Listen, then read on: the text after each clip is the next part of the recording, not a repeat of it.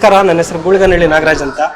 ಸುಮಾರು ನಾನು 1 ವರ್ಷದ ಹಿಂದ್ಗಡೆ ಸಾಕಷ್ಟು ದೂರುಗಳು ಕೆಎಂಎಫ್ ವಿಚಾರದಲ್ಲಿ ದೂರು ಕೊಟ್ಟಿದ್ದೀನಿ. ನಾನು ಸಿಬಿಐ ಕೊಟ್ಟಿದ್ದೀನಿ, ಇಡಿ ಕೊಟ್ಟಿದ್ದೀನಿ, central home minister, cooperative minister ಕೊಟ್ಟಿದ್ದೀನಿ. ಅದೇ ತರ ಇಲ್ಲಿ ಲೋಕಾಯುಕ್ತ ದೂರು ಕೊಟ್ಟಿದ್ದೆ. ಏನು ಲೋಕಾಯುಕ್ತರು ದೂರಿನನ್ವಯ 22, 23, 24 ಇಲ್ಲಿ ತನಿಖೆಗೆ ಬಂದಿದ್ರು. ತನಿಖೆ ನಮ್ಮ ಸಮ್ಮುಖದಲ್ಲಿ ಆಗಬೇಕು ಅಂತ ನಾವು ವಿಶೇಷವಾಗಿ ಲೋಕಾಯುಕ್ತರಲ್ಲಿ ಮನವಿ ಮಾಡಿದ್ವಿ. ಅದೇ ತರ ನಮ್ಮ ಸಮ್ಮುಖದಲ್ಲೇ ಎನ್ಕ್ವೈರಿ ಕಂಟೆಂಟ್ ಬರೀ 4-5 ದೂರುಗಳು ಮಾತ್ರ ಅವ್ರು ಉತ್ತರ ಕೊಟ್ಟರು. ಅದರಲ್ಲಿ 2 ವಿಶೇಷವಾಗಿ ನೇಮಕಾತಿ ಪ್ಲಸ್ ಗೋಲ್ಡ್ ಕಾಯಿನು. ಆ ಗೋಲ್ಡ್ ಕಾಯಿನ್ ವಿಚಾರದಲ್ಲೂ ಅವರು ನಮ್ಮಲ್ಲಿ ತಪ್ಪಾಗಿದೆ ಅಂತ ಒಪ್ಕೊಂಡಿದ್ದಾರೆ. ಅದಾದಮೇಲೆ ನೇಮಕಾತಿ ವಿಚಾರದಲ್ಲಿ ಕೂಡ ತಪ್ಪಾಗಿದೆ ಅಂತೇಳಿ ಒಪ್ಕೊಂಡಿದ್ದಾರೆ. ಅದಾದಮೇಲೆ ಅವರು ಮಾಧ್ಯಮದವ್ರನ್ನು ಕೂಡ ದಿಕ್ತಪ್ಪಿಸ್ತಾರೆ. ನಾವು ನೇಮಕಾತಿ ವಿಚಾರ ಇಡಿಯಲ್ಲಿದೆ, ಅದರಿಂದ ನಾವೇನೋ ಇಡಿಗೆ ಎಲ್ಲಿಲ್ಲ.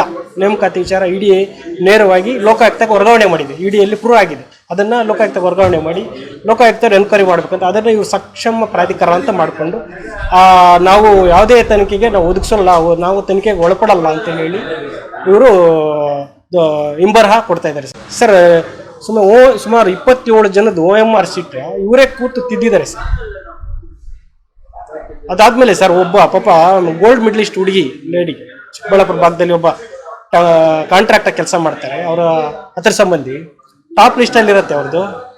ಅಂಥವ್ರಿಗೆ ಜಾಬ್ ಸಿಗಲ್ಲ ಸರ್. ಗೋಲ್ಡ್ ಮೆಡಲಿಸ್ಟ್ ಇರ್ತಾರೆ, ಅವ್ರಿಗೆ ಡಿಸ್ಟ್ರಿಕ್ಟ್ ಟಾಪರ್ ಇರ್ತಾರೆ, ಅಂಥವ್ರಿಗೆ ಜಾಬ್ ಸಿಕ್ಕಲ್ಲ.